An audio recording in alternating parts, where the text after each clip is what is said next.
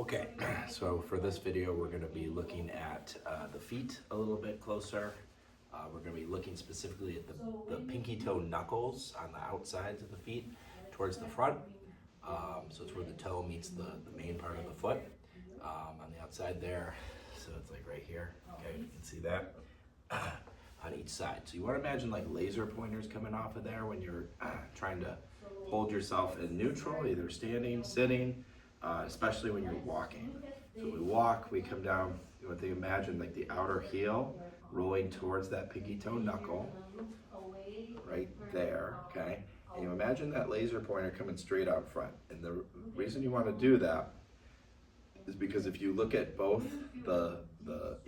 each leg or both legs together, you imagine that they form like the borders of the road that you're traveling on here, okay? So if we can turn our steering wheel here and shift lanes from the right lane, left lane, back and forth, you imagine that those pinky toes, those lasers coming out of there are forming like the guardrails or the reflective lines there on the outsides of the road, so you don't go off the road, because you don't want to keep going off the road and you don't want your foot pointing out that way, because that will also steer you off track.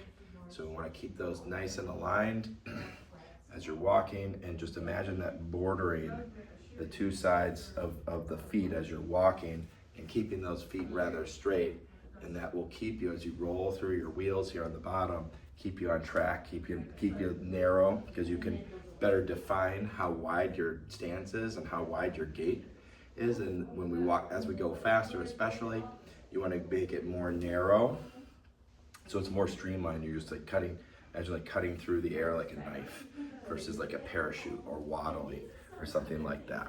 So that can be very helpful in navigating and weight shifting with better balance and control.